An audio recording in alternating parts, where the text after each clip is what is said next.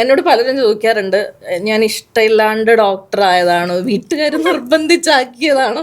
ആൺകുട്ടികൾക്കായിട്ട് special നിയമം വരുന്നതിനേക്കാളും fake case കൊടുക്കുന്ന വ്യക്തികളെ അവർക്ക് പണിഷ്മെന്റ് കൊടുക്കുക, പേഷ്യൻസിന് കൊടുക്കുക, അപ്പൊ അവരുടെ പെയിൻ റിലീവ് ചെയ്യുക, ഇതൊക്കെ എനിക്ക് വളരെ സന്തോഷം നൽകുന്ന കാര്യങ്ങളാണ്. പെണ്ണുങ്ങൾക്കുമുണ്ടല്ലോ സെക്ഷൽ അവേഴ്സ് എന്നും വെച്ചിട്ട് പെണ്ണുങ്ങൾ പോയിട്ട് ആണുങ്ങൾ ഷർട്ട് ഇടാതെ നിന്നൊന്ന് വെച്ചിട്ട് റേപ്പ് ചെയ്യുന്നുണ്ടോ? നമുക്ക് ഹാംഫുൾ ആവുന്ന രീതിയിൽ വരെ എത്തിയിട്ടില്ല, പക്ഷേ നമ്മളെ മിസ്യൂസ് ചെയ്യാനൊക്കെ ശ്രമിച്ച ആൾക്കാരുണ്ട്. കുട്ടികൾക്ക് ഏജ് അപ്രോപ്രിയേറ്റ് ആയിട്ടുള്ള സെക്സ് എഡ്യൂക്കേഷൻ കൊടുക്കണം, അതും കൂടെ ഇതിൻ്റെ കൂടെ കൊടുക്കണം. ഇട്ടപ്പത്തേക്കും തലങ്ങും വിലങ്ങും അറ്റാക്കാണ്. ഹായ്, ഞാൻ രാഖി. ഞാനൊരു ഡോക്ടറാണ്, റൈറ്ററും മോഡലുമാണ്. ഇന്നത്തെ പ്രൈം പോഡ്കാസ്റ്റിൽ ഞാൻ ഉണ്ടാവും.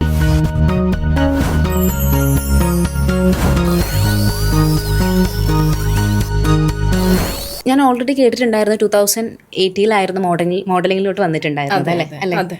അപ്പോൾ കല്യാണത്തിന് ശേഷമായിരുന്നു മോഡലിംഗ് എന്ന് പറഞ്ഞൊരു ഫീൽഡിലോട്ടുള്ള ആ ഒരു എൻട്രി. കല്യാണം 2009 2018 ഞാൻ മോഡലിംഗിലേക്ക് വരുന്നത്. ഇപ്പം ഓൾറെഡി കല്യാണ സമയത്ത് ഒരു കല്യാണത്തിന്റെ ഒരു ഫോട്ടോഷൂട്ട് ചെയ്യാൻ പോലും ഭയങ്കരമായിട്ട് പേടിച്ചിരുന്നൊരു സമയമായിരുന്നു. അതിൽ നിന്നും ഇത്രയും ബോൾഡ് ആയിട്ടുള്ള ആ ഒരു ഫോട്ടോഷൂട്ടിലോട്ടുള്ള ആ ചേഞ്ച് എങ്ങനെയായിരുന്നു? അത് മെയിൻ എന്ന് വെച്ചാൽ ഞാൻ മോഡലിംഗിലേക്ക് തിരിയാനുള്ള പ്രധാന കാരണം എൻ്റെ ഹസ്ബൻഡാണ്. ആൾക്ക് ഫോട്ടോഗ്രാഫി ഇഷ്ടമാണ്. അപ്പോൾ ആള് ഫോട്ടോഗ്രാഫി പഠിക്കാൻ വേണ്ടിയിട്ട് എന്നെയാണ് മോഡലായിട്ട് വെച്ച് ഫോട്ടോസ് എടുത്ത് ചെയ്തുകൊണ്ടിരുന്നത്. അപ്പൊ ആ ഫോട്ടോസ് കാണുമ്പം എനിക്കത് നന്നായിട്ട് തോന്നും. അങ്ങനെ ഗ്രാജുവലി എനിക്കൊരു പ്രൊഫഷണൽ ഫോട്ടോഷൂട്ട് ചെയ്യണം എന്നൊരാഗ്രഹം വരുവാണ്. അങ്ങനെ ആഘോഷ് വൈഷ്ണവം എന്ന് പറയുന്ന സെലിബ്രിറ്റി ഫോട്ടോഗ്രാഫറുമായിട്ട് ചേർന്നിട്ട് ഞങ്ങൾ ആദ്യത്തെ പ്രൊഫഷണൽ ഫോട്ടോഷൂട്ട് ചെയ്തു. അങ്ങനെയാണ് മോഡലിംഗ് രംഗത്തേക്ക് വരുന്നത്. അപ്പോൾ പ്രൊഫഷണലി നോക്കുവാണെങ്കിൽ ഒരു ഡോക്ടറാണ്, ആ ഡോക്ടർ തന്നെ മോഡലിങ്ങിലോട്ട് വന്ന്. അപ്പോൾ ആ ഒരു സമയത്തുള്ള സപ്പോർട്ട് എങ്ങനെയായിരുന്നു ഫാമിലിയിൽ നിന്ന്? ഫസ്റ്റ് ടൈം ഒരു മോഡലിങ്ങിലോട്ടുള്ള എൻട്രി ചെയ്യുന്ന സമയത്ത് ഓഫ് കോഴ്സ് ഒരു ചില സമയത്തൊരു നെഗറ്റീവ് വൈബ്സ് ഉണ്ടാവുമായിരിക്കും. അങ്ങനെ എന്തെങ്കിലും പ്രശ്നങ്ങൾ ഫേസ് ചെയ്തിട്ടുണ്ടായിരുന്നു? അങ്ങനെ ധാരാളം ഫേസ് ചെയ്തിട്ടുണ്ട്. പ്രത്യേകിച്ചും എൻ്റെ ഫാമിലി എന്ന് പറയുന്നത്, അതായത് എൻ്റെ പാരൻസ്, സിബ്ലിങ്സ്, അങ്ങനെ എൻ്റെ ഫാമിലി എന്ന് പറയുന്നത് വളരെ കൺസർവേറ്റീവ് ആയിട്ടുള്ള ബാക്ക്ഗ്രൗണ്ടിൽ നിന്ന് വരുന്ന ഫാമിലിയാണ്. അപ്പോൾ അതുകൊണ്ട് തന്നെ അവർക്കത് അക്സെപ്റ്റ് ചെയ്യാൻ ഭയങ്കര ബുദ്ധിമുട്ടായിരുന്നു. അപ്പോൾ എൻ്റെ പാഷൻ ഇതും കൂടിയാണ് എന്നുള്ളത് അക്സെപ്റ്റ് ചെയ്യാൻ ടൈം എടുത്തു. അപ്പോൾ അതിൻ്റെ ഒരു ബുദ്ധിമുട്ട് തീർച്ചയായിട്ടും ഉണ്ടായിരുന്നു. പക്ഷെ ഹസ്ബൻഡ് വളരെ സപ്പോർട്ടീവ് ആയിരുന്നു. പിന്നെ ഹസ്ബൻഡിന്റെ ഫാമിലിയിലൊന്നും പ്രത്യേകിച്ച് ഇഷ്യൂസ് ഒന്നും ഉണ്ടായിട്ടില്ല.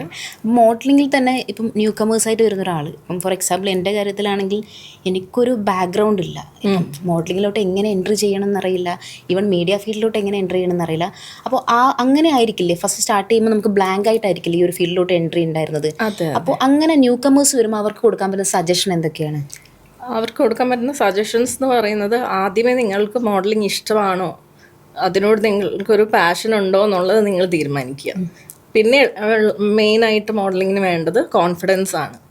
അപ്പം നിങ്ങൾ കോൺഫിഡൻ്റ് ആണോ, നിങ്ങൾ എങ്ങനെയാണോ ആ രീതിയിൽ തന്നെ നിങ്ങൾ കോൺഫിഡൻ്റ് ആണ് പാഷനും ഉണ്ടെങ്കിൽ നിങ്ങൾക്ക് ധൈര്യമായിട്ട് മോഡലിങ്ങിലേക്ക് വരാം. അപ്പോൾ അതിന് ആദ്യം ചെയ്യേണ്ടത് കുറച്ച് പ്രൊഫഷണൽ ഫോട്ടോഗ്രാഫേഴ്സിനെ വെച്ചിട്ട് കുറച്ച് ഫോട്ടോഷൂട്ട്സ് ചെയ്യാം. പിന്നെ നമ്മൾ സെൽഫ് മാർക്കറ്റിംഗ് ആണല്ലോ ഇപ്പോഴത്തെ ട്രെൻഡ്. അപ്പം അങ്ങനെ തന്നെയാണ് നമ്മൾ ഉയർന്നു വരുന്നത് ഈ ഫീൽഡിലൊക്കെ. ഇൻസ്റ്റാഗ്രാമും അങ്ങനെയുള്ള സോഷ്യൽ മീഡിയ നമ്മൾ മാക്സിമം യൂട്ടിലൈസ് ചെയ്ത് അതുവഴി നമുക്ക് നമ്മളെ തന്നെ പ്രൊമോട്ട് ചെയ്ത് കൊണ്ടുവരാം. അപ്പോഴത്തേക്കും എന്തായാലും നമ്മളെ ബാക്കി എസ്റ്റാബ്ലിഷ്ഡ് ആയിട്ടുള്ള ഫോട്ടോഗ്രാഫേഴ്സ് ഒക്കെ അത് കാണുക, നമ്മളങ്ങനെ ഷൂട്ട്സിന് വിളിക്കുകയും ചെയ്യും. ഓക്കെ. കൂടാതെ ഈ മോഡലിംഗ് എന്ന് പറയുന്നത് ഒറ്റൊരു ടൈപ്പ് ഓഫ് മോഡലിംഗ് ആണെന്ന് എല്ലാവരെയും വിചാരം. കാര്യം എന്താ വെച്ചാൽ ഇപ്പം എന്നോട് ചോദിക്കുമ്പോൾ എൻ്റെ പ്രൊഫൈലിലുണ്ട് ആസ് എ മോഡലാണ്. പക്ഷേ ഒരു മോഡൽ എന്നുള്ളതിൽ കുറേയേറെ എക്സ്പാൻഷൻ ഉണ്ട്, അതിൽ തന്നെ കുറേ ടൈപ്പ് ഓഫ് മോഡലിംഗ് ഉണ്ട്. അപ്പോൾ അതെങ്ങനെയാണ്, എത്ര ടൈപ്പ് ഓഫ് മോഡലിംഗ് ഉണ്ട്? അതിൻ്റെ ആ ഒരു അത് എത്ര ടൈപ്പ് എന്ന് ഇങ്ങനെ ഡെഫിനറ്റ് ആയിട്ട് നമുക്ക് പറയാൻ പറ്റില്ല. കാരണം അതിങ്ങനെ ചേഞ്ച് ചെയ്തുകൊണ്ടിരിക്കുന്നുണ്ട്, പുതിയത് ആഡ് ചെയ്തുകൊണ്ടിരിക്കുന്നുണ്ട്. അപ്പം നമ്മൾ മെയിനായിട്ട് പറയുമ്പോഴത്തേക്കും നമ്മൾ റൺവേ മോഡലിംഗ്, അതായത് നമ്മൾ റാമ്പിൽ വാക്ക് ചെയ്യുന്ന റൺവേ മോഡലിംഗ് ഉണ്ട്. പിന്നെ ഈ പ്രിന്റ് ഷൂട്ട്സ്, പ്രിന്റ് മീഡിയയിലേക്ക് വേണ്ടിയിട്ട് നമ്മൾ ചെയ്യുന്ന ഫോട്ടോഷൂട്ട്സ്, കവർ ഫോട്ടോ, ആ ഒരു ടൈപ്പ് അങ്ങനത്തെ മോഡലിംഗ് ഉണ്ട്. പിന്നെ നമ്മൾക്ക് പ്ലസ് സൈസ് മോഡലിംഗ് എന്ന് പറഞ്ഞിട്ട് സെപ്പറേറ്റ് സെഗ്മെന്റ് ഉണ്ട്.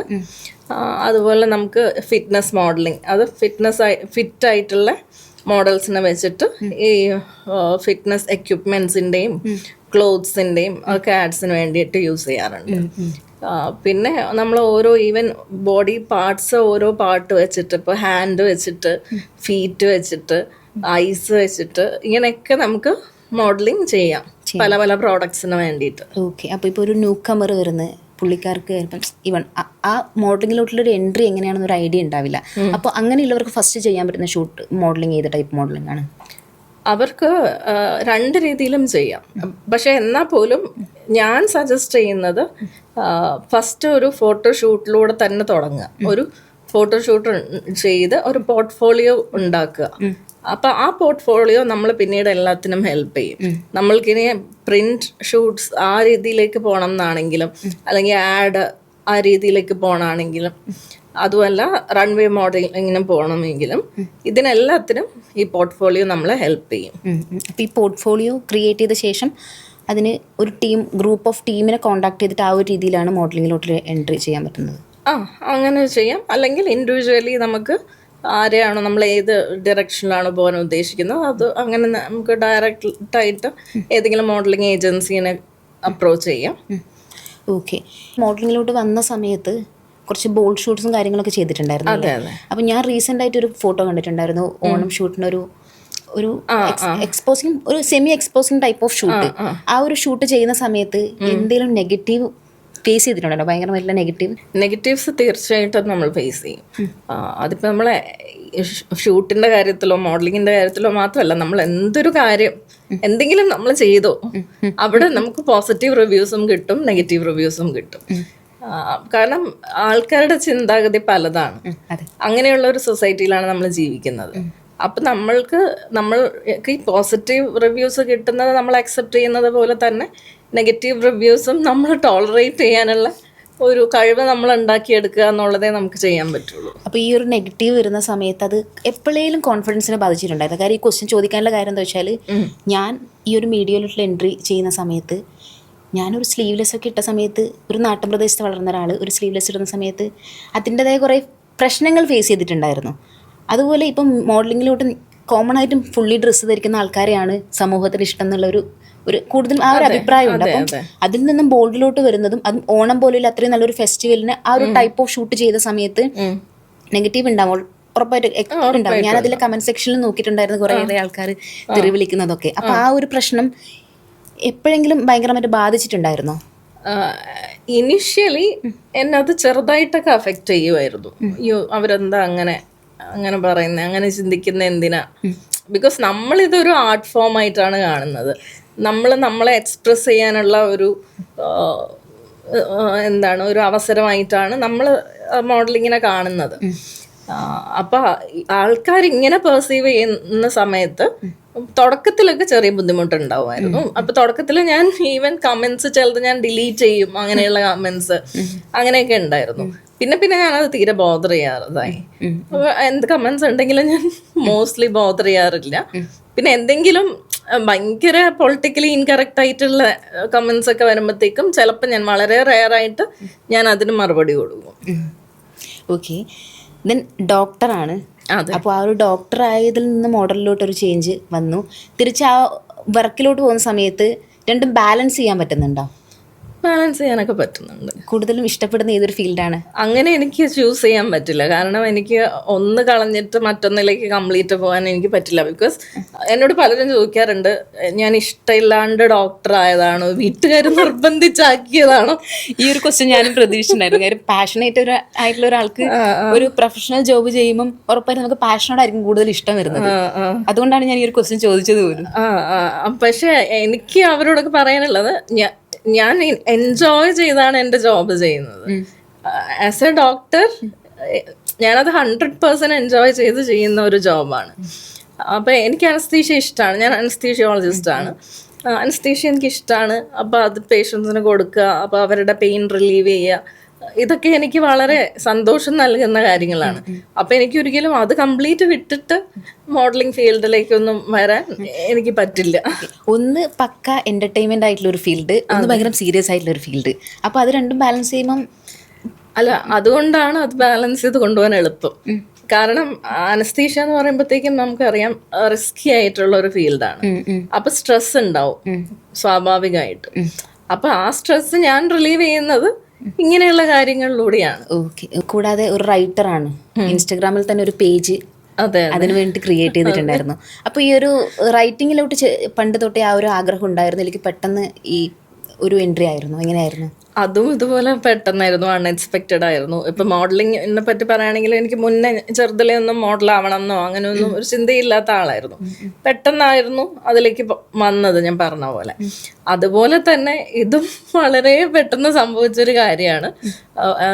സംഭവിച്ചത് എന്താന്ന് വെച്ചാൽ, ഞാനും എൻ്റെ ഒരു ഫ്രണ്ട് ഉണ്ട്.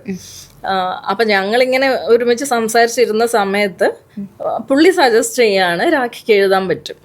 ഞാൻ സംസാരിക്കുന്നത് കേട്ടിട്ട് പറയാണ് എഴുതിയാൽ നന്നായിരിക്കും, ട്രൈ ചെയ്ത് നോക്കുമെന്ന്. അപ്പൊ അതിലൊന്ന് ഇൻസ്പയർഡ് ആയിട്ടാണ് ഞാൻ എഴുതാൻ തുടങ്ങുന്നത്. അപ്പോൾ ഒരു ഇൻസ്പിറേഷൻ എപ്പോഴും ഉണ്ട്. ഇപ്പൊ ഫ്രണ്ട്സിന്റെ കാര്യത്തിലാണെങ്കിലും ഫാമിലിയിലാണെങ്കിലും ഒരു സപ്പോർട്ടിങ് പാർട്ട്ണർ ഉള്ളത് കൊണ്ട് സക്സസ്ഫുൾ ആയിട്ട് വർക്ക് ചെയ്യാൻ പറ്റുന്നുണ്ട്. പക്ഷെ ഇങ്ങനെ ഈ ഒരു സംഭവം എല്ലാവർക്കും കിട്ടണമെന്നില്ല. എല്ലാവർക്കും കിട്ടണമെന്നില്ല. അപ്പം ഒന്നും കിട്ടാത്ത ഒരാൾക്ക് ഈ ഒരു ഫീൽഡിലോട്ട് എൻട്രി ചെയ്യണമെന്നുണ്ടെങ്കിൽ അത് കുറച്ച് ഡിഫിക്കൽട്ടി ആണല്ലോ. അപ്പൊ അങ്ങനെ എന്തെങ്കിലും അങ്ങനെ വരുന്ന ആൾക്കാർക്ക് എന്തെങ്കിലും സജഷൻ കൊടുക്കാനുണ്ടോ? സജഷൻ എന്ന് പറയുന്നത് എന്ന് വെച്ചാൽ അവർക്ക് എന്താണ് പ്രയോറിറ്റൈസ് ചെയ്യാൻ പറ്റുന്നത് അതിനനുസരിച്ച് തീരുമാനം എടുക്കാനേ ഞാൻ സജസ്റ്റ് ചെയ്യുള്ളൂ. ഇപ്പൊ അവർക്ക് പീസ് ഓഫ് മൈൻഡ് കിട്ടുന്നത് അവരുടെ പാഷൻ ഫോളോ ചെയ്യുമ്പോഴാണോ, അതോ അവരുടെ ഫാമിലിയെ ഹാപ്പി ആയിട്ട് വെച്ചിരിക്കുമ്പോഴാണോ, എപ്പോഴാണ് അവർക്ക് ആ പീസ് ഓഫ് മൈൻഡ് കിട്ടുന്നത് അതിനനുസരിച്ച് അവരൊരു ഡിസിഷൻ എടുക്കുക, അതിനായിട്ട് പോവുക. ഫാമിലീനെ കൺവിൻസ് ചെയ്യാൻ നോക്കുക മാക്സിമം. പറ്റിയില്ലെങ്കിൽ ചെയ്യാൻ പറ്റുന്നത് അവർക്ക് എന്താണ് പീസ് ഓഫ് മൈൻഡ് കിട്ടുന്നത് അതിനനുസരിച്ച് കുറച്ചൊന്ന് ബാലൻസ്ഡ് ആയിട്ട്. ഇപ്പം പാഷൻ ഫോളോ ചെയ്യാൻ തന്നെയാണ് തീരുമാനിക്കുന്നതെങ്കിൽ പോലും നമുക്ക് ഫാമിലീനെ കംപ്ലീറ്റ് ആയിട്ട് ഉപേക്ഷിക്കാനൊന്നും പറ്റില്ലല്ലോ. അപ്പൊ ആ രീതിയിൽ കുറച്ചൊന്ന് ബാലൻസ്ഡ് ആയിട്ട് എങ്ങനെയെങ്കിലും കൊണ്ടുപോകാൻ നോക്കുക എന്നുള്ളതാണ്. ഇത്രയും വലിയൊരു മോഡലാണ്. അപ്പോൾ ആ മോഡലിംഗ് ഷൂട്ട് പലപ്പോഴും ചെയ്യും അത് ഇൻസ്റ്റഗ്രാമിലോട്ട് പോസ്റ്റ് ചെയ്യുന്ന കാണാറില്ലല്ലോ, കൂടുതലും റീൽസ് ആയിട്ടാണല്ലോ പോസ്റ്റ് ചെയ്യുന്നത്. അപ്പൊ അത് ഇൻസ്റ്റയിലോട്ട് പോസ്റ്റ് ചെയ്യാതിരിക്കാൻ എന്തെങ്കിലും സ്പെസിഫിക് റീസൺസ് എന്തെങ്കിലും ഉണ്ടോ? ഇല്ല, ഞാൻ ഇൻസ്റ്റയിൽ പോസ്റ്റ് ചെയ്യാറുണ്ട്. എനിക്ക് തോന്നുന്നു ഞാൻ ഈ റീസെന്റ് കുറച്ച് പോസ്റ്റ് ഞാൻ റിമൂവ് ചെയ്തായിരുന്നു. അതൊരു പേഴ്സണൽ റീസൺ കൊണ്ട് ഞാൻ റിമൂവ് ചെയ്തതാണ്, ടെമ്പററി ആയിട്ട്. അതുകൊണ്ടായിരിക്കും ഞാൻ ജസ്റ്റ് ഇൻസ്റ്റഗ്രാം നോക്കുന്ന സമയത്ത് മോഡലായിരുന്നു, പക്ഷെ ഒരു സമയം മുന്നേ വരെ നന്നായിട്ട് പോസ്റ്റ് ചെയ്തുകൊണ്ടിരിക്കുന്നു. ഇപ്പൊ റീസെന്റ് ആയിട്ട് ഫോട്ടോസ് അധികം പോസ്റ്റ് ചെയ്യുന്നുണ്ടായിരുന്നു. പിന്നെ റീസെന്റ്ലി ഞാൻ ഷൂട്ട്സ് ചെയ്യുന്നത് കുറവാണ്. കുറച്ച് നാളായിട്ട് ഞാൻ അധികം ഷൂട്ട്സ് ചെയ്യുന്നില്ല.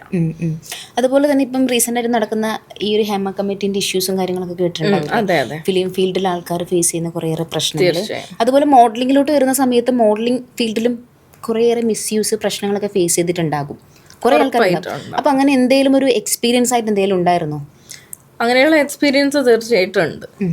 അതിൽ നിന്ന് പക്ഷെ എനിക്ക് വലിയൊരു നമുക്ക് ഹാംഫുൾ ആവുന്ന രീതിയിൽ വരെ എത്തിയിട്ടില്ല. പക്ഷെ നമ്മളെ മിസ്യൂസ് ചെയ്യാനൊക്കെ ശ്രമിച്ച ആൾക്കാരുണ്ട്.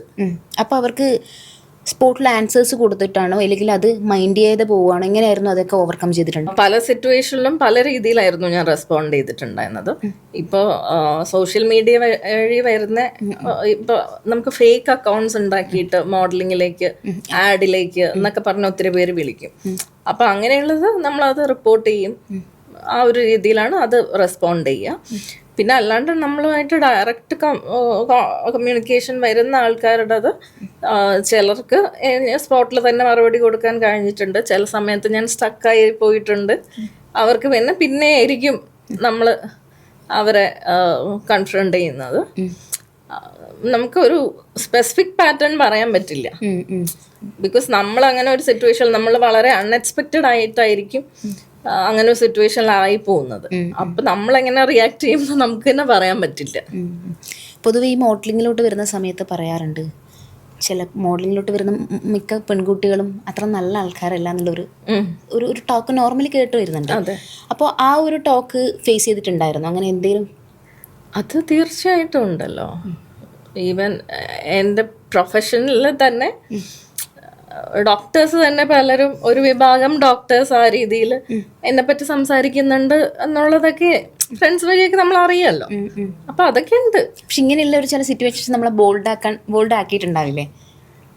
നമ്മൾ നമ്മുടെ എന്താണ് നമ്മൾക്ക് വരുന്ന ഓരോ എക്സ്പീരിയൻസ് ഒക്കെ അതിലൂടെ കടന്നു പോയാണല്ലോ നമ്മളൊരു ബോൾഡായിട്ടുള്ള ഒരാളാവുന്നത്.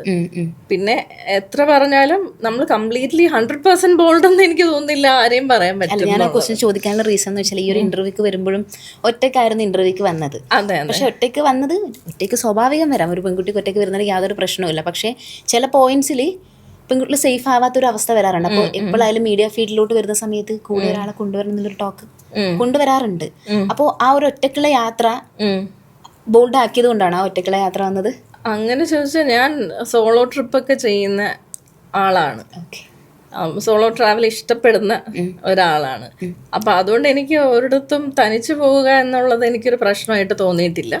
പിന്നെ പോകുമ്പോഴത്തേക്കും ഞാൻ കുറച്ചൊന്ന് എവിടെയാണ് പോകുന്നത് എന്നുള്ളത് ആ സിറ്റുവേഷനെ പറ്റി ഒന്ന് ഇൻവെസ്റ്റിഗേറ്റ് ചെയ്ത് സേഫ് പ്ലേസ് ആണെന്ന് നോക്കിയിട്ടാണ് പോകാറുള്ളത്. എന്നിട്ട് പോലും ഞാൻ പ്രശ്നത്തിൽ ചാടിയിട്ടുണ്ട്, ഇല്ല എന്ന് പറയുന്നില്ല. ഇപ്പൊ റീസെന്റ് ആയിട്ട് പോയ സോളോ ട്രിപ്പ് എവിടെയായിരുന്നു? സോളോ ട്രിപ്പ് ലാസ്റ്റ് പോയത് മൂന്നാറിലായിരുന്നു. മൂന്നാറിലല്ലേ? ഫാമിലി? അപ്പം ഫാമിലി ഇല്ലായിരുന്നു, ഞാൻ സോളോ ആയിരുന്നല്ലോ. അതല്ല, ഇപ്പം അതുപോലെ ഒരു ചെറിയ മോനാണല്ലേ? മോളാണ്. അപ്പം മോളെ മാറ്റി നിർത്തി ഇങ്ങനെ ഒരു ബിസി ലൈഫിലോട്ട് പോകുമ്പോൾ കൂടുതൽ കെയർ ചെയ്യാൻ പറ്റാറുണ്ടോ?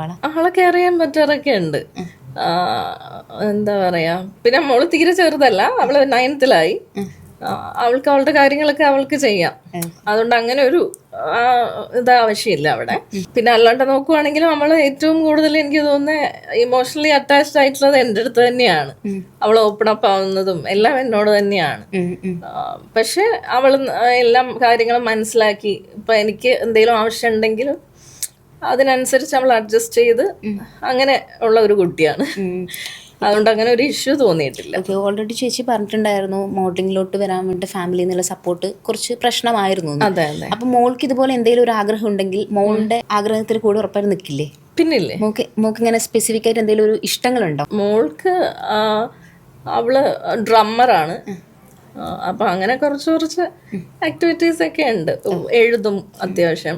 ഇൻസ്റ്റഗ്രാമിലോട്ട് പോകുകയാണെങ്കിൽ ഇൻസ്റ്റഗ്രാമിൽ അത്രയും ഫോളോവേഴ്സ് ഒക്കെ ഉണ്ട്, നല്ല രീതിയിൽ റീച്ചുള്ള ഒരു പ്രൊഫൈലാണ്. അപ്പൊ ആ പ്രൊഫൈലിൽ കൊളാബറേഷൻസ് അങ്ങനെയൊക്കെ വരുന്നത് എങ്ങനെയാണ്? കൊളാബറേഷൻസ് ഞാൻ എൻ്റെ കാര്യത്തിൽ ഞാൻ വളരെ ചൂസിയാണ്. ബിക്കോസ് എനിക്ക് എത്തിക്കൽ ആയിട്ടുള്ളതാണെന്ന് തോന്നുന്നത് ഞാൻ ചെയ്യത്തുള്ളൂ കൊളാബറേഷൻ. അല്ലാത്തത് ഞാൻ ചെയ്യില്ല, ഞാൻ അക്സെപ്റ്റ് ചെയ്യില്ല. ഇപ്പം ലൈക്ക് സയന്റിഫിക് അല്ലാത്ത ഒരു സംഭവം, ഒരു പ്രോഡക്റ്റ് ആണ് വരുന്നത്, അങ്ങനെയൊക്കെ ഉള്ളതാണെങ്കിൽ ഞാൻ സപ്പോർട്ട് ചെയ്യില്ല. ഒരു ഡോക്ടറും കൂടെ ആയതുകൊണ്ടാവാം. അതെ അതെ, അതുകൊണ്ടായിരിക്കും ചിലപ്പോൾ ഞാൻ ആ രീതിയിൽ ചിന്തിക്കുന്നത്. Okay okay. അപ്പൊ അതിന് പെയ്ഡ് കൊളാബറേഷൻ തന്നെയാണോ കൂടുതൽ വരുന്നത്?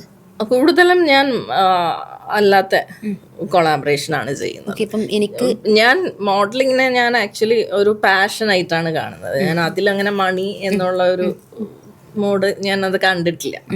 അപ്പോൾ ഈ ന്യൂ കമേഴ്സിന് സെയിം ഈ കൊളാബറേഷനിലൊരു ഒരു ഓപ്ഷൻ സെലക്ട് ചെയ്യുകയാണെങ്കിൽ എങ്ങനെയാണ് അതിലോട്ടുള്ള എൻട്രി? എങ്ങനെയാണ് യൂഷ്വലി അവർ നമ്മൾ അപ്രോച്ച് ചെയ്യുന്നത് നമുക്ക് ഫോളോവേഴ്സൊക്കെ കൂടി നമുക്ക് റീച്ചൊക്കെ കൂടുമ്പോഴത്തേക്കും അവർ നമ്മളെ ഇങ്ങോട്ട് അപ്രോച്ച് ചെയ്യാണ് ചെയ്യുന്നത്. പിന്നെ ചിലരെയൊക്കെ നമ്മൾക്ക് എന്താണ് ഈസിലി അപ്രോച്ചബിൾ ആണെന്ന് തോന്നുന്ന ആൾക്കാരെ നമുക്ക് അങ്ങോട്ട് ഓഫർ ചെയ്യാം. ഓക്കെ. ഇപ്പം ഓൾറെഡി റൈറ്റിങ്ങിനെ കുറിച്ച് പറഞ്ഞു, കുറേയേറെ സ്റ്റോറീസും കാര്യങ്ങളൊക്കെ പോയിന്റ്സ് ആക്കി എഴുതി പോസ്റ്റ് ചെയ്യാറുണ്ട്. അപ്പൊ അതിന് ബുക്കും അങ്ങനെ എന്തെങ്കിലും ക്രിയേറ്റ് ചെയ്തിട്ടുണ്ടായിരുന്നു? ഉണ്ട്, ഞാനൊരു ബുക്ക് പബ്ലിഷ് ചെയ്തിട്ടുണ്ടല്ലേ. ഒരു ഇംഗ്ലീഷ് പോയട്രി ബുക്കാണ്, ലവ് ആൻഡ് ഇല്യൂഷൻ എന്ന് പറഞ്ഞിട്ട്. അപ്പൊ ഈ ലവ് എന്ന് പറയുന്നത് ഫാമിലി എന്നുള്ള ഒരു സ്നേഹവും കാര്യങ്ങളുടെ ഭാഗമായിട്ടാണോ ആ ഒരു ഇതിലോട്ട്? അതില് ലവ് ഞാൻ ആക്ച്വലി പല സമയത്തായിട്ട് എഴുതിയ പോയംസ്, ഇപ്പൊ ചിലത് എൻ്റെ അനുഭവത്തിലുള്ളതാവാം, ചിലത് എൻ്റെ ഫ്രണ്ട്സിൻ്റെ അനുഭവത്തിലുള്ളതാവാം, ചിലത് ഫ്രണ്ട്സ് തമ്മിലുള്ള കമ്മ്യൂണിക്കേഷനിൽ നിന്ന് കിട്ടിയ ത്രെഡ്സ് ഒക്കെ ആയിരിക്കാം. പക്ഷെ ഞാൻ അതെല്ലാം ഒരു പ്രണയം എന്നുള്ള രീതിയിലേക്ക് ആക്കിയെടുത്തിട്ട് അതിനെ ഇങ്ങനെ ഒരു പ്രണയത്തിൻ്റെ തുടക്കം, പിന്നെ അതിൻ്റെ ഇടയ്ക്ക് ആ ഒരു ഇൻറ്റൻസ് ലവ് വരുന്നു, ഇടയ്ക്ക് വിരഹം വരുന്നു, അങ്ങനെയൊക്കെ വന്ന് ലാസ്റ്റ് ബ്രേക്കപ്പ് ആവുന്നു. ആ ഒരു രീതിയിലാണ് ഞാനത് സെറ്റ് ചെയ്തിരിക്കുന്നത്. ഓക്കെ. ഇപ്പൊ റീസെന്റ് ഹണി റോസിന്റെ ഒരു ഇഷ്യൂ നടന്നുകൊണ്ടിരിക്കുന്നുണ്ട്. ഹണി റോസിന്റെ ആ ഒരു ഡ്രസ്സിങ്ങിനെ കുറിച്ചാണ് കൂടുതലും ആൾക്കാർ സംസാരിച്ചുകൊണ്ടിരിക്കുന്നത്. ഇവൺ ഇപ്പോൾ നമ്മുടെ ഈ ഒരു ഇന്റർവ്യൂവിൽ പോലും ചിലപ്പോൾ ഡ്രസ്സ് വെച്ചിട്ടൊരു കമ്പാരിസണോ ഒരു ക്വസ്റ്റ്യൻസോ വരാൻ ചാൻസ് ഉണ്ട്. അപ്പോൾ അങ്ങനെയുള്ള ആ ഒരു സംഭവത്തിൽ നോടുള്ള അഭിപ്രായം എന്താണ്? അതിൻ്റെ മെയിൻ ഇഷ്യൂ എന്ന് പറയുന്നത് നമ്മുടെ സൊസൈറ്റി വളരെ എന്താണ് പാട്രിയാർക്കലായിട്ടുള്ള ഒരു സൊസൈറ്റിയാണ്. അപ്പം അതിൽ നിന്നിട്ട് അതിൻ്റെ ആഫ്റ്റർ ഇഫക്റ്റ് ആണ് ഈ സ്ത്രീകളെ വേഷം വെച്ചിട്ടും അങ്ങനെ പല രീതിയിലും ജഡ്ജ് ചെയ്യുക എന്നുള്ളത് അതിൻ്റെ റിസൾട്ടായിട്ട് വരുന്ന സംഭവമാണ്. അപ്പം അൾട്ടിമേറ്റ്ലി പ്രശ്നം ഇതാണ്. അപ്പം അത് മാറി ഇവിടെ എന്ന് ഇക്വാലിറ്റി വരുന്നു അന്ന് ഈ ഇഷ്യൂസ് ഒന്നും ഉണ്ടാവില്ല. പൊതുവെ മോഡലിങ്ങിലായതുകൊണ്ട് കുറച്ചുകൂടെ എക്സ്പോസിങ് ടൈപ്പ് ഓഫ് ഷൂട്ട്സും റാം വാക്കാണെങ്കിലും അതൊക്കെ കൂടുതലും ആ ഒരു ഫീൽഡിലാണ് വരുന്നത്. അതെ അതെ. അപ്പോൾ ഈ ഒരു ഇഷ്യൂ ഇങ്ങനെ വരുന്ന ആൾക്കാർക്ക് ഭയങ്കരമായിട്ട് ബാധിക്കാറുണ്ട്. അപ്പം ഇങ്ങനെ ഈ ഒരു ഇഷ്യൂ എപ്പോഴെങ്കിലും ബാധിച്ചിട്ടുണ്ടായിരുന്നോ? അല്ല, ഞാനത് നേരത്തെ പറഞ്ഞ പോലെ തന്നെ തുടക്കത്തിൽ എനിക്ക് ചെറിയൊരു വിഷമമൊക്കെ തോന്നുമായിരുന്നു. പക്ഷെ പിന്നെ എന്നെ അത് ബോധർ ചെയ്യാറില്ല. പിന്നെ എന്തുകൊണ്ടാന്നറിയില്ല, ഞാൻ ചെറുതിലേ മുതലേ സൊസൈറ്റി എന്ത് ചിന്തിക്കും എന്ന് വിചാരിച്ചിട്ടൊരു കാര്യവും ചെയ്യാറില്ല. അപ്പൊ ഞാൻ ചെയ്യുന്നത് എനിക്ക് കംഫർട്ടബിൾ ആയിട്ടുള്ള കാര്യം, ഞാൻ പഠിക്കുന്നത് എനിക്കിഷ്ടമുള്ള കോഴ്സ്, ഞാൻ ജോലി ചെയ്യുന്നത് എനിക്കിഷ്ടമുള്ള ജോലി. അപ്പൊ ആ രീതിയിലാണ് ഞാൻ പോയിട്ടുള്ളത്. ഞാനൊരിക്കലും സൊസൈറ്റി എന്ത് ചിന്തിക്കും എന്ന് വിചാരിച്ചിട്ട് ഒരു കാര്യവും ചെയ്യുന്ന ഒരാളല്ല. ചിലപ്പോൾ കല്യാണത്തിന് ശേഷമായിരിക്കാം പല ആൾക്കാർക്കും പറന്നു നടന്ന ആൾക്കാർ ഒതുങ്ങി പോകുന്നതും ഒതുങ്ങി നടന്ന ആൾക്കാർ പറന്നു പോകുന്നതൊക്കെ മാരേജിന് ശേഷമായിരിക്കാം. അപ്പോൾ കുറെ ഇഷ്ടങ്ങൾ, പണ്ടുണ്ടായ ആഗ്രഹങ്ങളൊക്കെ കല്യാണത്തിന് ശേഷമാണ് സാധിക്കാൻ പറ്റിയത്? പണ്ടുണ്ടായിരുന്ന ആഗ്രഹങ്ങള്, പണ്ട് ഡാൻസ് പഠിക്കാൻ ആഗ്രഹം ഉണ്ടായിരുന്നു. പക്ഷെ കല്യാണത്തിന് ശേഷം ഡാൻസ് പഠിക്കാൻ പറ്റിയില്ല. അപ്പത്തേനും കുറച്ച് ഹെൽത്ത് ഇഷ്യൂസ് ഒക്കെ വന്ന കാരണം. പക്ഷെ എന്നാലും ഞാൻ അറ്റ്ലീസ്റ്റ് സിനിമാറ്റിക് ഡാൻസ് ഒക്കെ IMAയുടെ ഓരോ പ്രോഗ്രാമിനും അങ്ങനെയൊക്കെ പെർഫോം ചെയ്യുമായിരുന്നു ഗ്രൂപ്പിൽ ആയിട്ട്. ഓക്കെ. ഓൾറെഡി ആക്ടിവിസ്റ്റ് ആണെന്നുള്ള കാര്യം ഞാൻ ഇൻട്രൊഡക്ഷനിൽ തന്നെ പറഞ്ഞിട്ടുണ്ടായിരുന്നു. അപ്പോൾ ഫീമെയിൽസ് ഫേസ് ചെയ്യുന്ന പ്രശ്നങ്ങളാണോ കൂടുതലും ആ ഒരു സമയത്ത് ഫോക്കസ് ചെയ്യുന്നത്? ഫീമെയിൽസ് മാത്രമല്ല, ലൈക്ക് ഒപ്രസ്ഡ് ആയിട്ടുള്ള ആരുടെ ഇഷ്യൂ വന്നാലും ഒപ്രസ്ഡ് ആയിട്ടുള്ളവരുടെ കൂടെ നിൽക്കുക എന്നുള്ളതാണ് മനുഷ്യൻ എന്ന നിലയിൽ നമ്മുടെ എല്ലാവരുടെയും കടമ. അപ്പൊ ഞാൻ അത്രേ ചെയ്യുന്നുള്ളൂ. അല്ലാതെ ഞാൻ അങ്ങനെ ഭീകരമായിട്ടുള്ള ഒരു ആക്ടിവിസം ഒന്നും ചെയ്യുന്നില്ല. ഞാൻ എൻ്റെ ചുറ്റുപാടും കാണുന്ന അങ്ങനെയുള്ള ഓപ്പറേഷൻസിനെ ഞാൻ അപ്പം തന്നെ എതിർക്കും. അതാണ് ബേസിക്കലി ഞാൻ ചെയ്തുകൊണ്ടിരിക്കുന്നത്. ഇപ്പൊ റീസെന്റ് ആയിട്ട് അങ്ങനെ എന്തെങ്കിലും ഇഷ്യൂസ് എതിർത്ത് എന്തെങ്കിലും പ്രശ്നം? അതിപ്പോ എന്റെ ക്ലോസ് സർക്കിളിലൊക്കെ ആയിരിക്കും. ഇപ്പൊ എൻ്റെ ഒരു ഫ്രണ്ട് ഒരു ടോക്സിക് റിലേഷൻഷിപ്പിലേക്ക് പോവുകയാണെങ്കിൽ ഞാൻ അത് അവരോട് ഓപ്പണായിട്ട് പറയും. ഈവൻ ആ റിലേഷൻഷിപ്പിലായിരിക്കുന്ന മെയിലിനെയും കൂടെ നിർത്തിയായിരിക്കും ഞാൻ പറയുന്നത്, ഇത് ടോക്സിസിറ്റി ആണ്, ഇങ്ങനെ അല്ല എന്നുള്ളത്. ഓക്കെ. ഇപ്പം ഈ കുറച്ച് മുന്നേ സംസാരിച്ച പോലെ ഇപ്പൊ റീസെന്റ് ആയിട്ട് പെൺകുട്ടികൾക്കാണ് കൂടുതൽ നിയമത്തിന്റെ ആ ഒരു സപ്പോർട്ട് കൂടുതലുള്ളത്. അതെ അതെ. അപ്പോൾ അത് പുരുഷന്മാർക്ക് കിട്ടുന്നില്ല എന്നുള്ളത് ഭയങ്കരമായിട്ടുള്ള അവർ ഫേസ് ചെയ്യുന്ന ഒരു പ്രശ്നമാണ്. അതിനോടുള്ള അഭിപ്രായം എന്താണ്? അതിനോടുള്ള അഭിപ്രായം എന്ന് വെച്ചാൽ പുരുഷന്മാർക്ക് കിട്ടാത്തതിന് കാരണം നമ്മൾ നൂറ്റാണ്ടുകളായിട്ട് ഒപ്രസ്ഡ് ആയിട്ടിരുന്ന ജെൻഡർ എന്ന് പറയുന്നത് ഫീമെയിൽ ജെൻഡറാണ്. അപ്പൊ അതുകൊണ്ടാണ് അവർക്ക് സ്പെഷ്യൽ ആയിട്ടുള്ള അവരെ ഫേവർ ചെയ്യുന്ന റൂൾസ് ആൻഡ് റെഗുലേഷൻസ് നമ്മൾ ഉണ്ടാക്കിയിരിക്കുന്നത്. പക്ഷെ ഇപ്പൊ വരുന്ന പ്രശ്നം എന്താണെന്ന് വെച്ചാൽ ഫേക്ക് അലിഗേഷൻസ് ഉണ്ടാവുന്നുണ്ട്. ഫേക്കായിട്ട് റേപ്പ് കേസസും പോക്സോ കേസസും എല്ലാം രജിസ്റ്റർ ചെയ്യപ്പെടുന്നുണ്ട്. അപ്പൊ അത് ഇന്നസെന്റ് ആയിട്ടുള്ള പല ആണുങ്ങളെയും അത് വളരെ മോശമായിട്ട് ബാധിക്കുന്നുണ്ട്. ഇപ്പൊ ഈവൻ ഒരു പെൺകുട്ടികളെ ഒരു 10 സെക്കൻഡ്സ് നോക്കിയാൽ പോലും അതൊരു ഇഷ്യൂ ആയിട്ട് കൊടുക്കാൻ പറ്റുന്നൊരു സൊസൈറ്റിയിലാണ് ഇപ്പോൾ നമ്മൾ ജീവിക്കുന്നത്. ഞാനും ഒരു പെൺകുട്ടിയാണ്, പക്ഷെ അത് ചില സമയത്ത് നമ്മൾ ഓപ്പോസിറ്റ് നിൽക്കുന്ന ആ മെയിൽസിന് ഭയങ്കരമായിട്ടുള്ള പ്രശ്നം ഫേസ് ചെയ്യുന്നുണ്ട്. അപ്പം ഇപ്പോൾ തന്നെ റീസെൻറ്റ് ഹണി റോസിൻ്റെ പ്രശ്നം നടന്ന സമയത്ത് ഹണി റോസിന് വിത്ത് പ്രൂഫ് ഉണ്ടായത് കൊണ്ട് ഓക്കെ, ഹണി ബോച്ചെ എന്ന് പറഞ്ഞൊരു വ്യക്തി അതിൽ നിന്നും ഉറപ്പ് മീൻസ് പോലീസ് സ്റ്റേഷനിലും കാര്യങ്ങളൊക്കെ പോകേണ്ട വന്നു. പക്ഷെ ഒന്നും ചെയ്യാതെ ഇരിക്കുന്ന കുറേ ആൾക്കാർ ഡയറക്റ്റ് ഇങ്ങനത്തെ പ്രശ്നത്തിലേക്ക് ഇൻവോൾവ് ആവുന്നുണ്ടല്ലോ. അതെ, ഞാനിപ്പോൾ ഓൾറെഡി പറഞ്ഞല്ലോ അത്. അപ്പോൾ അങ്ങനെ വരുന്ന സമയത്ത് ആൺകുട്ടിക്ക് ഒരു സ്പെഷ്യലായിട്ട് എന്തെങ്കിലും ഒരു നിയമം വേണം തോന്നിയിട്ടുണ്ടോ? അങ്ങനെ മനസ്സിൽ എന്തെങ്കിലും തോന്നിയിട്ടുണ്ടോ? ആൺകുട്ടികൾക്കായിട്ട് സ്പെഷ്യൽ നിയമം വരുന്നതിനേക്കാളും എനിക്ക് തോന്നിയിട്ടുള്ളത് ഈ ഫേക്ക് അലിഗേഷൻസ് വരിക, അതൊക്കെ കുറേ കേസെങ്കിലും കോടതിക്ക് മനസ്സിലാവുമല്ലോ. അപ്പത്തേക്കും അങ്ങനെ ഫേക്കായിട്ട് അലിഗേഷൻ ചെയ്യുന്ന, ഫേക്ക് കേസ് കൊടുക്കുന്ന വ്യക്തികളെ അവർക്ക് പണിഷ്മെന്റ് കൊടുക്കുക.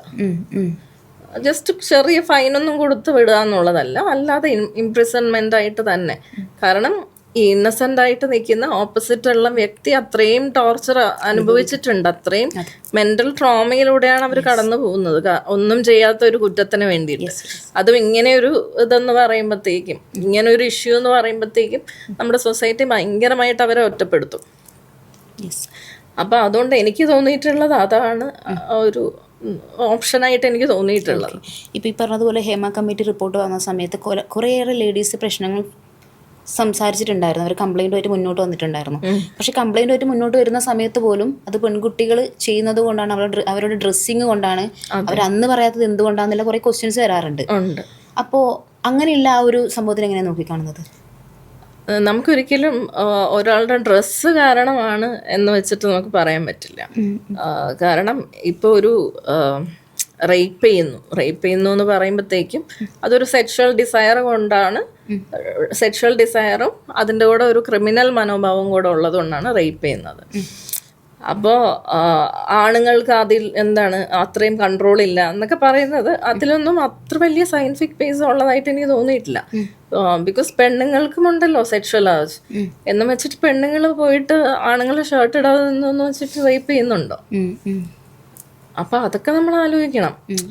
പക്ഷെ അങ്ങനെ പറയുമ്പോഴും എന്താണ്, എല്ലാ സ്ത്രീകളും മോശക്കാരല്ല, എല്ലാ സ്ത്രീകളും നല്ലവരും അല്ല, അതുപോലെ തന്നെ എല്ലാ ആണുങ്ങളും മോശക്കാരും അല്ല, എല്ലാ ആണുങ്ങളും നല്ലവരുമല്ല. ഇപ്പം എൻ്റെ ക്വസ്റ്റ്യൻ എന്താണെന്ന് വെച്ചാൽ, ഈ ഹേമ കമ്മിറ്റിയിൽ കംപ്ലയിൻസുമായിട്ട് വന്ന ലേഡീസ് തന്നെ കുറേ കഴിയുന്ന സമയത്ത് അവരത് പിൻവലിക്കുന്നുണ്ട്. ചിലപ്പം പ്രഷർ കൊണ്ടായിരിക്കാം, സൊസൈറ്റിയിൽ ഉണ്ടാകുന്ന പ്രഷർ കൊണ്ടായിരിക്കാം, ആ ഒരു കോൺഫിഡൻസിൻ്റെ പ്രശ്നം ലേഡീസിന് വരാറുണ്ട്. തീർച്ചയായിട്ടും. അപ്പോൾ ആ ഒരു അതിനോട് എങ്ങനെയാണ് പറയാനുള്ളത്? ഇപ്പം ഇങ്ങനെ ഒരു പ്രശ്നം വരുമ്പോൾ അത് ഫേസ് ചെയ്തിട്ട് സമൂഹം എന്ത് പറയും, അതല്ലെങ്കിൽ നാളെ ഞാൻ ഇതിൻ്റെ പേരിൽ എനിക്ക് പുതിയ ചാൻസസ് നഷ്ടപ്പെടാറുണ്ടെന്ന് പറഞ്ഞിട്ട് പല ആൾക്കാരും ഞാൻ തന്നെ സംസാരിച്ച സമയത്ത് ഇങ്ങനെ പറഞ്ഞിട്ടുണ്ടായിരുന്നു. അപ്പോൾ അങ്ങനെ ആ ഒരു പ്രശ്നത്തിൽ പെൺകുട്ടികൾ ഓപ്പണായിട്ട് കാര്യങ്ങൾ സംസാരിച്ച് ചിലപ്പോൾ അവിടെ തീരുന്നതായിരിക്കാം പ്രശ്നങ്ങൾ പലതും. അപ്പോൾ അങ്ങനെയുള്ള സംഭവത്തിനുള്ള അഭിപ്രായം എന്താണ്? ഈ പെട്ടെന്നൊരു പ്രശ്നം വന്ന് പെൺകുട്ടികൾ ബാക്കോട്ട് വലിയുന്നതിനുള്ള അഭിപ്രായം എന്താണ്? അല്ല, ബാക്കിലോട്ട് വലിയാൻ പല റീസൺസ് ഉണ്ടാവും.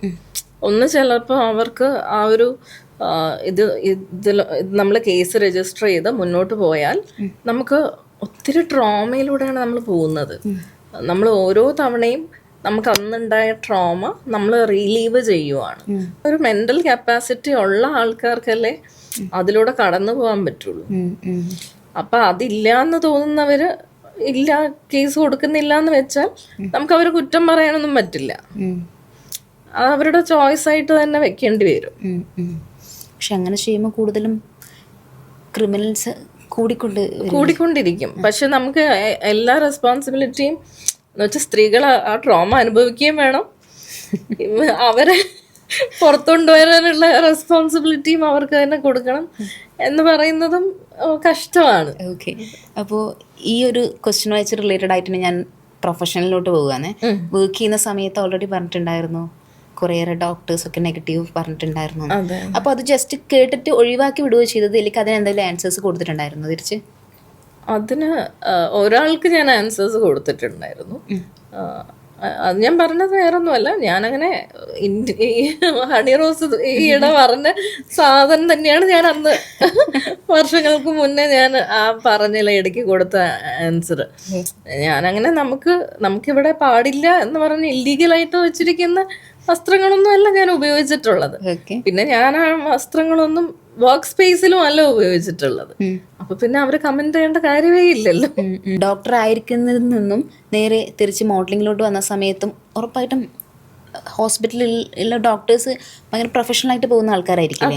അപ്പൊ അതിന് പ്രശ്നങ്ങൾ ഫേസ് ചെയ്തിട്ടുണ്ടായിരുന്നു പറഞ്ഞിട്ടുണ്ടായിരുന്നു? അല്ല, അതിലങ്ങനെ ഈ ഇങ്ങനത്തെ എന്താണ് ഒരു കോൺട്രഡിക്ടറി ആയിട്ടുള്ള സ്റ്റേറ്റ്മെന്റ്സ് അവർ സംസാരിക്കുന്നത് ബിഹൈൻഡ് ദ ബാക്ക് ആയിരിക്കും, നമ്മുടെ കൂടെ നേരിട്ടായിരിക്കില്ല സംസാരിക്കുന്നത്. അപ്പൊ അതുകൊണ്ട് തന്നെ പ്രൊഫഷൻ അതങ്ങനെ അഫക്റ്റ് ചെയ്തിട്ടില്ല. ഇല്ല. ഓക്കെ.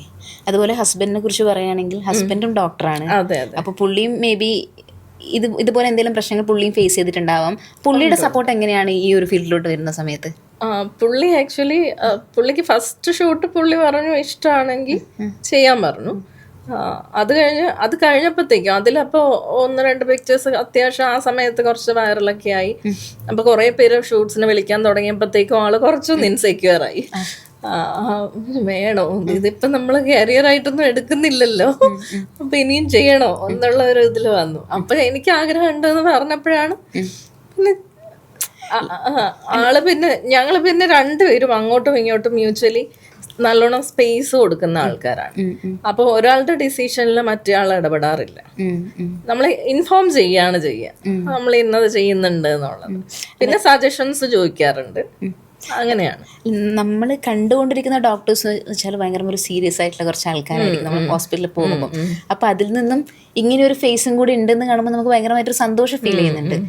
അപ്പോൾ ഈ പറഞ്ഞ പോലെ ഫാമിലീൻ്റെ സപ്പോർട്ടും കാര്യങ്ങളൊക്കെ പറഞ്ഞിട്ടുണ്ട്. അപ്പം മോളെ കാര്യത്തിൽ മോൾ എപ്പോഴെങ്കിലും അമ്മയുടെ ഈ ബോൾഡ് ഫോട്ടോഷൂട്ട് കണ്ടപ്പം അതിനെക്കുറിച്ച് എന്തെങ്കിലും സംസാരിച്ചിട്ടുണ്ടായിരുന്നു? എൻ്റെ ഷൂട്ട്സിന്റെ പിക്ചേഴ്സൊക്കെ മിക്കതും ഞാനും മോളും കൂടെ ഒരുമിച്ചിരിക്കുമ്പോഴായിരിക്കും ചിലപ്പോൾ ഞാൻ പോസ്റ്റ് ചെയ്യുന്നത്.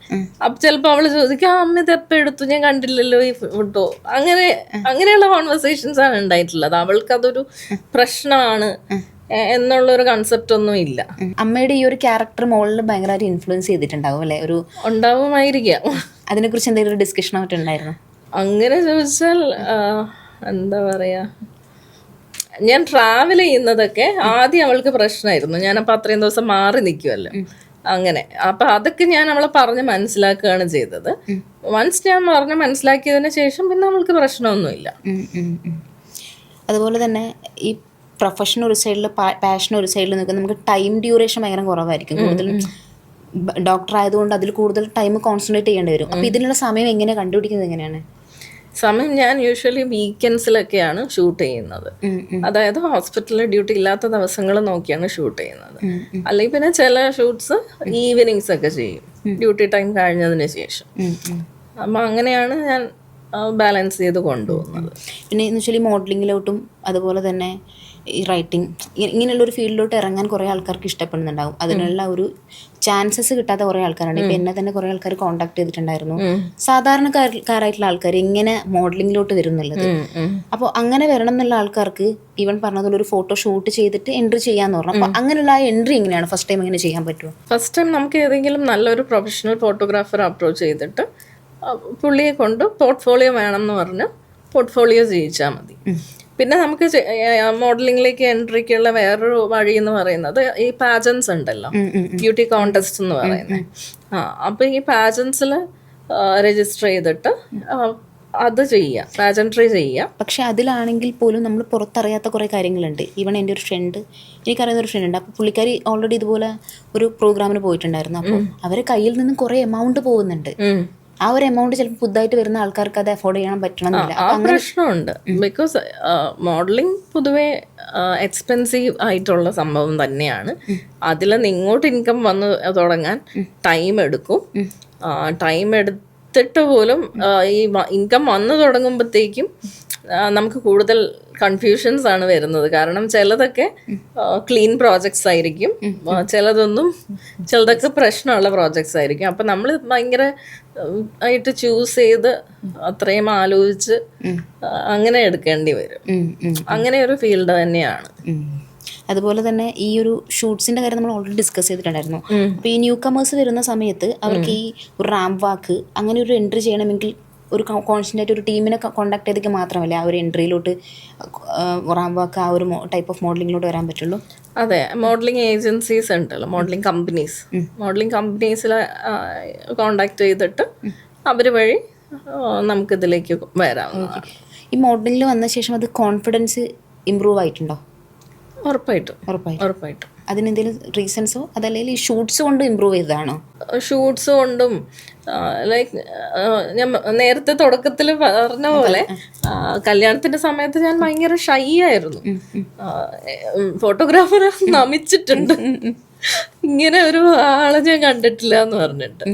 അപ്പൊ അതിൽ നിന്ന് ഇത്രയും ഷൂട്ട്സ് ചെയ്യുന്ന ഒരു ഇതിലേക്ക് എത്തുമ്പോഴത്തേക്കും തീർച്ചയായിട്ടും നമ്മൾ ഓരോ ചെയ്യുമ്പോഴും നമുക്ക് കോൺഫിഡൻസ് കൂടുന്നുണ്ട്. പിന്നെ ഞാൻ ഈ ബോൾഡ് ഷൂട്ട് ചെയ്യാൻ ഉണ്ടായ കാരണം തന്നെ അപ്പൊ തുടക്കത്തിൽ ഞാൻ സാരിയൊക്കെ കൊടുത്ത് പക്ക ട്രഡീഷണൽ ആ ഒരു രീതിയിലാണ് ഷൂട്ട്സാ ചെയ്തിരുന്നത്. പക്ഷെ കുറച്ച് ചെയ്യുമ്പോഴത്തേക്കും പിന്നെ വിളിക്കുന്നവരെല്ലാം അങ്ങനത്തെ ഷൂട്ട്സിനാണ് വിളിക്കുന്നത്. അപ്പൊ നമ്മളങ്ങനെ ഒരു ടൈപ്പ് കാസ്റ്റ് ചെയ്ത് പോകുന്നു ഫീൽ ഉണ്ടായിരുന്നു. അപ്പൊ എനിക്കെപ്പോഴും വെറൈറ്റി ട്രൈ ചെയ്യണം എന്ന് ആഗ്രഹമുള്ള ഒരാളാണ്. അപ്പോൾ അതുകൊണ്ടാണ് ഞാൻ പിന്നെ ബോൾ ഷൂട്ടിലേക്ക് പോയത്. പക്ഷെ ബോൾ ഷൂട്ട് കുറച്ചായപ്പോഴത്തേക്കും പിന്നെ എല്ലാവർക്കും അത് മതി എന്നുള്ള അവസ്ഥയായി. അങ്ങനെയാണ് പിന്നെ ഞാനിപ്പോൾ കുറച്ചൊരു ബ്രേക്ക് എടുത്തത്. ഓക്കെ, ഇപ്പം മോഡലിംഗിൽ കൂടുതലും എക്സ്പോസിങ് ടൈപ്പ് ഓഫ് ഷൂട്ട്സ് ചെയ്താലേ നിലനിന്ന് പോകാൻ പറ്റുന്നുള്ളൊരു തോന്നലുണ്ടോ? കാര്യം ഞാനത് ചോദിക്കാനുള്ള റീസൺ എന്താ വെച്ചാൽ ഞാൻ ചെറുതായിട്ട് മോഡലിങ്ങും കാര്യങ്ങളൊക്കെ ചെയ്യുന്നതാണ്. എന്നെ പല ആൾക്കാരും കോൺടാക്ട് ചെയ്യുമ്പോൾ ബോൾ ഷൂട്ട് ചെയ്യാൻ പറ്റുമെന്നുള്ള ക്വസ്റ്റ്യനാണ് ഫസ്റ്റ് ചോദിക്കുന്നത്. കൂടുതൽ റീച്ച് അതിനാണ് കിട്ടുന്നതെന്ന് ഒരു ടൈപ്പ് ഓഫ് ഫോട്ടോഗ്രാഫേഴ്സ് പറയാറുണ്ട്. അപ്പോൾ അങ്ങനെ തോന്നുന്നുണ്ട് മോഡലിംഗിൽ കൂടുതലും ബോർഡ് ഷൂട്ട് ചെയ്താലേ നിന്ന് പോകാൻ പറ്റില്ല എന്നൊരു തോന്നലുണ്ട്? അങ്ങനെ നിന്ന് പോകാൻ പറ്റുള്ളൂ എന്നൊരു തോന്നലില്ല. പക്ഷേ ഈ പറഞ്ഞതുപോലെ അറ്റ്ലീസ്റ്റ് ഒരു വിഭാഗം ആൾക്കാരിലേക്കെങ്കിലും കൂടുതൽ എത്തുന്നത് ബോൾ ഷൂട്ട് ചെയ്യുമ്പോൾ തന്നെ. അത് ചിലപ്പോൾ ഈ കേരളത്തിൽ ഉണ്ടാകുന്ന ലൈംഗിക ദാരിദ്ര്യം കൊണ്ടുള്ള തീർച്ചയായിട്ടും അതുകൊണ്ട് തന്നെയാണ് ആയിരിക്കും.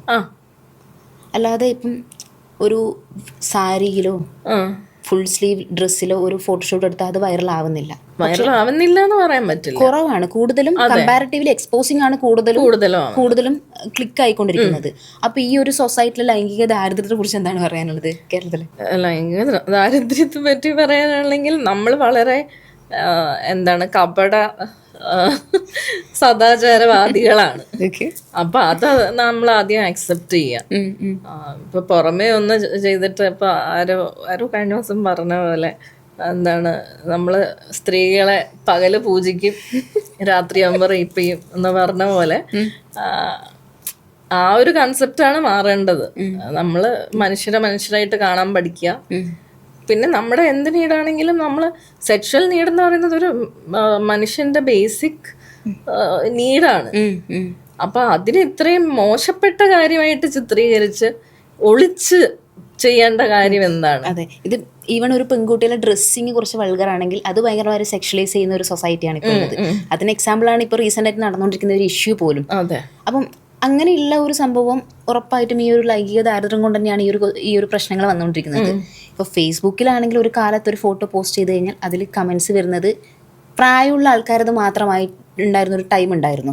പക്ഷെ അതിൽ നിന്ന് മാറി ഇപ്പൊ ഒരു 2K 2K kid 90s kid എന്ന് പറഞ്ഞിട്ട് ഒരു ടൈപ്പ് ഓഫ് ടീംസ് ഇപ്പൊ റീസെന്റ് ആയിട്ട് വരുന്നുണ്ടല്ലോ. അങ്ങനെയുള്ള ആൾക്കാർ ഇപ്പം ഞാൻ പലപ്പോഴും കണ്ടിട്ടുണ്ട്, എന്റെ ഏജിലുള്ള ആൾക്കാർ പോലും ഇങ്ങനെ ഒരു കമന്റ്സ് ഇടുന്നുണ്ട്. അപ്പൊ അവരും ഒന്ന് മെച്യൂറായി ചിന്തിക്കേണ്ടതാണ് അല്ലേ?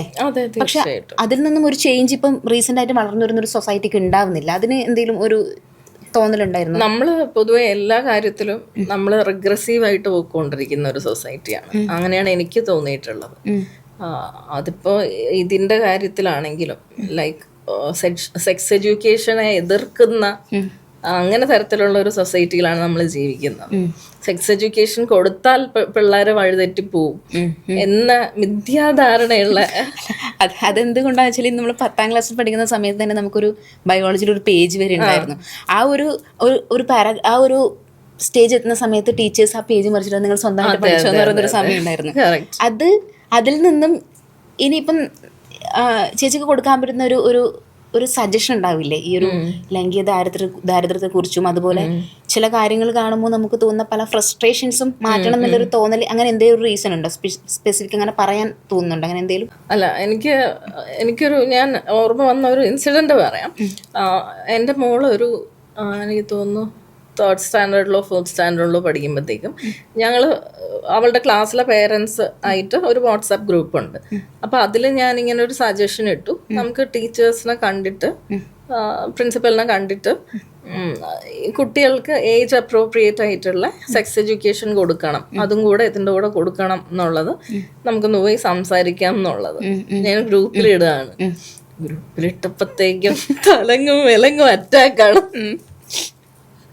ഇനി അതിന്റെ കുറവും കൂടെ ഉള്ളു. അപ്പൊ അത്രയും ഇഗ്നോറന്റ് ആയിട്ടുള്ള, അത്രയും റിഗ്രസീവ് ആയിട്ടുള്ള ഒരു സൊസൈറ്റിയാണ്. ഞാനീ പറയുന്നത് ട്രിവാൻഡ്രത്തെ സിറ്റി ഏരിയയിലുള്ള പേരൻസിനെ പറ്റിയാണ്. അപ്പൊ റൂറൽ ഏരിയയിലൊന്നും ആൾക്കാരുടെ കാര്യം നമ്മൾ പറയണ്ടല്ലോ. അല്ല, ഞാൻ വിചാരിക്കുന്നത് വെച്ചാല് ഞാനൊക്കെ 90s കിഡാണ്. അപ്പൊ ഞങ്ങൾ വളർന്നു വരുമ്പോ ഞങ്ങൾ ഭയങ്കര ബോൾഡായിട്ടുള്ള ആൾക്കാരാണ്. ഇനി വളർന്നു വരുന്ന സമൂഹം ചിലപ്പോൾ കുറച്ചുകൂടെ നല്ല ബോൾഡായിട്ടുള്ള സൊസൈറ്റി ആയി മാറുമെന്ന് വിചാരിക്കുന്നുണ്ട്. പക്ഷെ നേരെ തിരിച്ച് ഞങ്ങളെ കൂടെയുള്ള ആൾക്കാർ പോലും ആ പഴയ ജനറേഷനിലോട്ട് പോയിക്കൊണ്ടിരിക്കുന്ന ഒരു സമയമാണ് ഇപ്പോൾ, അല്ലേ? അത് പക്ഷെ നമുക്ക് അതും ജനറലൈസ് ചെയ്യാൻ പറ്റില്ല. കാരണം എനിക്ക് യങ്ങർ ആയിട്ടുള്ള ഒത്തിരി ഫ്രണ്ട്സ് ഉണ്ട്. യങ് ആയിട്ടുള്ള 20s ബിഗിനിങ്ങിലും ലാസ്റ്റും ഒക്കെ നിൽക്കുന്ന, അതിലും ചെറിയ കുട്ടികള് അപ്പോൾ യങ്ങറായിട്ടുള്ള ഒത്തിരി ഫ്രണ്ട്സ് എനിക്കുണ്ട്. അപ്പോൾ അവരോട് സംസാരിക്കുമ്പോൾ ഞാൻ മനസ്സിലാക്കിയിട്ടുള്ളത് ഇതുപോലും നമുക്ക് ജനറലൈസ് ചെയ്യാൻ പറ്റില്ല. കാരണം ഒരു ഗ്രൂപ്പ് ഓഫ് കുട്ടികൾ വളരെ സ്മാർട്ടാണ്, അവർ വളരെ എന്താണ് കാര്യങ്ങളൊക്കെ മനസ്സിലാക്കുന്ന വളരെ പ്രോഗ്രസീവ് ആറ്റിറ്റ്യൂഡുള്ള കുട്ടികളാണ്, വളരെ സ്മാർട്ടായിട്ടുള്ള. നമ്മൾ ഞെട്ടിപ്പോവും, നമ്മൾ വിചാരിക്കും അയ്യോ ഈ പ്രായത്തിലൊക്കെ നമ്മളെങ്ങനെയായിരുന്നു എന്ന് ചിന്തിച്ചു. പക്ഷെ ചില കുട്ടികൾ ചിലരോട് സംസാരിക്കുമ്പോഴത്തേക്കും നമ്മൾക്ക് ഇത്രയും പ്രോഗ്രസീവായിട്ട് ഇത്തരത്തിലുള്ള ഒരു കുട്ടിക്ക് എങ്ങനെ സംസാരിക്കാൻ പറ്റും എന്ന് നമ്മൾ തോന്നിപ്പോവും. അതുകൊണ്ട് രണ്ടും ഉണ്ട്. പക്ഷെ എനിക്ക് തോന്നുന്നത് ആ ഒരു പ്രോഗ്രസീവ് മൈൻഡ് സെറ്റ് ഉള്ള കുട്ടികൾ തന്നെയാണ് കൂടുതലെന്നാണ് എനിക്ക് തോന്നിയിട്ടുള്ളത്. ഓൾറെഡി കുറെ നമ്മൾ പ്രശ്നങ്ങളെ കുറിച്ച് കുറേയേറെ സംസാരിച്ചു. അപ്പോൾ മെന്റൽ ഹെൽത്ത് അവയർനെസ് കൊടുക്കുന്ന ഒരാളും കൂടിയാണെന്ന് ഞാൻ കേട്ടിട്ടുണ്ട്. അപ്പോൾ അതിനെക്കുറിച്ചുള്ള കാര്യങ്ങൾ എന്തൊക്കെയാണ് പറയാനുള്ളത്? അത് ആക്ച്വലി നമ്മുടെ സൊസൈറ്റി മനസ്സിലാക്കാത്ത ഒരു കാര്യം എന്ന് പറയുന്നത് അവർക്ക് ഇപ്പോഴും ഈ മെന്റൽ ഇൽനെസ്സിനോട് ഒരു സ്റ്റിഗ്മയാണ്. പക്ഷെ നമ്മൾ മനസ്സിലാക്കേണ്ട കാര്യം, നമ്മുടെ ശരീരത്തിൽ ഒരസുഖം വന്നാൽ നമുക്കൊരു പനി വരില്ലേ, പനി വരുമ്പോഴത്തേക്കും ആൾക്കാർ അയ്യോ ആരും അറിയരുത് എന്ന് പറഞ്ഞിരിക്കുന്നില്ലല്ലോ. അതുപോലെ തന്നെയാണ് മനസ്സിന് അസുഖം വരുന്നത്. അപ്പൊ അത് ആൾക്കാർ മനസ്സിലാക്കിയാൽ നമ്മുടെ കൂടെയുള്ള ഒരുപാട് ഈ മാനസിക അസ്വസ്ഥങ്ങൾ അനുഭവിക്കുന്ന ആൾക്കാർക്ക് അത് ഭയങ്കര റിലീഫായിരിക്കും. കാരണം പ്രോപ്പറായിട്ട് അവർക്ക് ട്രീറ്റ്മെന്റ് സീക്ക് ചെയ്യാൻ പറ്റും, ട്രീറ്റ്മെന്റ് എടുക്കാൻ പറ്റും. അപ്പൊ അതുകൊണ്ട് തന്നെ അത് ആ ഒരു സ്റ്റിഗ്മ മാറണം എന്നാണ് എൻ്റെ ഒരു അഭിപ്രായം. അല്ല, ഇതിപ്പം പല ആൾക്കാരും അവർ ഫേസ് ചെയ്യുന്ന പ്രശ്നം പുറത്ത് പറയാത്തത് അത് ആ രീതിയിൽ എടുക്കാത്തത് കൊണ്ടാവാം. സൊസൈറ്റി എന്നല്ല, ഈവൻ നമ്മളിൽ പല ആൾക്കാരും പറഞ്ഞുകൊണ്ടിരിക്കുന്നത് അത് അവർക്ക് പ്രോപ്പറായിട്ട് എല്ലാം കിട്ടുന്നത് കൊണ്ടാണ്, ഭക്ഷണം കൂടിപ്പോയത് കൊണ്ടാണ്, അതും അല്ലെങ്കിൽ എല്ലാ കാര്യങ്ങളും സൗകര്യം ചെയ്തുകൊണ്ടാണ്. കുറേ വർഷങ്ങൾക്ക് മുമ്പ് ഇതൊന്നും ഉണ്ടായില്ല എന്നുള്ളൊരു ക്വസ്റ്റ്യൻ പറയണം. മുമ്പും ഈ ഒരു സെയിം സംഭവങ്ങൾ ഉണ്ടായിട്ടുണ്ടാവില്ലേ? ഉറപ്പായിട്ടും ഉള്ള കാര്യങ്ങൾ തന്നെയാണ്. പിന്നെ നമുക്ക് കുറച്ചും കൂടെ സ്ട്രെസ് കൂടുതലുള്ള പോപ്പുലേഷൻ ആണ് ഇപ്പോൾ. കാരണം നമ്മുടെ ലൈഫ് കുറെ കൂടെ ഫാസ്റ്റ് ലൈഫാണ്. അപ്പോൾ അതിൻ്റെതായിട്ടുള്ള കൂടുതൽ സ്ട്രെസ് നമുക്ക് ഇപ്പോൾ ഉണ്ടാവും. എന്നാൽ പോലും ഈ പറഞ്ഞ പോലെ നമ്മുടെ ഒരു ബുദ്ധിമുട്ട് പറയുകയാണെങ്കിൽ അവർ ഉപദേശിക്കുകയാണ്. ഡോക്ടേഴ്സിന്റെ കാര്യമല്ല പറയുന്നത്, സാധാരണ ആൾക്കാർ അവര് നിന്റെ തോന്നലാണ്, ട്രാവൽ ചെയ്യാൻ പോവും. അപ്പൊ നമ്മള് ഡിപ്രഷനിൽ ഇരിക്കുകയാണെന്ന് വയ്ക്കുക, നമ്മൾ സിവിയർ ഡിപ്രഷനിൽ നമുക്ക് ബെഡിലൊന്നും എണീക്കാനുള്ള എനർജി പോലും ഇല്ലാണ്ടിരിക്കുമ്പോഴായിരിക്കും ഇവര് നമ്മളോട് സജസ്റ്റ് ചെയ്യുന്നത് ട്രാവൽ ചെയ്യാൻ പോവും, അപ്പൊ ശരിയാവും. അല്ല, അത് കൂടുതലും നമുക്ക് സംസാരിക്കാൻ അങ്ങനെ ഒരു സ്പേസ് ഉള്ള ആൾക്കാരുടെ അടുത്ത് നമുക്ക് സംസാരിക്കാം. ഫോർ എക്സാമ്പിൾ ഇപ്പം ഞാനാണെങ്കിലും ചേച്ചിയാണെങ്കിലും ഒരു പ്രശ്നം, ഞാൻ മെന്റൽ സ്ട്രെസ് അനുഭവിക്കുന്ന സമയത്ത് നമുക്ക് കേൾക്കാൻ ഒരാളുണ്ടാവാം. മേ ബി ഹസ്ബൻഡ് ആവാം, ഫ്രണ്ട്സ് ആവാം. ഇതൊന്നും ഇല്ലാത്ത ചില ആൾക്കാരുണ്ടാകും. അങ്ങനെയുള്ള ആൾക്കാർക്ക് കൊടുക്കാൻ പറ്റുന്ന സജഷൻ എന്താ? അവർക്ക് പ്രൊഫഷണൽ ഹെൽപ്പ് സീക്ക് ചെയ്യാന്നുള്ളതാണ്. അപ്പൊ നമ്മൾക്ക് തന്നെ മനസ്സിലാവും, ന്യൂറോസിസ് ആണെങ്കിൽ നമുക്ക് തന്നെ മനസ്സിലാവും, നമുക്ക് ഇങ്ങനെ മാനസികമായിട്ട് ബുദ്ധിമുട്ടുണ്ടെന്ന് നമുക്ക് മനസ്സിലാവും. അപ്പൊ അങ്ങനെയുള്ള സമയത്ത് നമ്മൾ തന്നെ പ്രൊഫഷണൽസിനെ കാണുക, സൈക്യാട്രിസ്റ്റിനെ കാണുക, സൈക്കോളജിസ്റ്റിനെ കാണുക, അങ്ങനെ പ്രോപ്പർ ട്രീറ്റ്മെന്റ് എടുക്കുക എന്നുള്ളതാണ് ചെയ്യേണ്ടത്. ഇത് ശരിക്കും ഒരു അസുഖം തന്നെയാണോ? അതല്ല, നമ്മൾ പറയാറുണ്ട് ഇപ്പം നിങ്ങൾക്ക് തോന്നുന്ന കാര്യം മാത്രമാണ് എന്നുള്ളൊരു ടോക്ക് പറയാറുണ്ട്. ഞാനിപ്പോൾ എൻ്റെ ഒരു പ്രശ്നം എൻ്റെ ഫാമിലിയിൽ പറഞ്ഞെങ്കിൽ പോലും അത് എനിക്ക് തോന്നുന്നതാവാം, അങ്ങനെ ഒരു സംഭവം ഇല്ല എന്നുള്ളത് ഒരു കാര്യം പറയാറുണ്ട്. അപ്പം ശരിക്കും ഈ മെൻ്റൽ സ്ട്രെസ് എന്ന് പറയുന്നത് ശരിക്കും അതൊരു അസുഖമായിട്ട് തന്നെയുണ്ടോ? മെൻ്റൽ സ്ട്രെസ് എന്നല്ല, ഇപ്പം മാനസികമായിട്ട് നോക്കുമ്പോഴത്തേക്ക് മാനസിക രോഗങ്ങൾ പല വിധത്തിലുള്ളതുണ്ട്. ഇപ്പോൾ ഡിപ്രഷൻ ഉണ്ടാവാം, ആൻസൈറ്റി ഉണ്ടാവാം,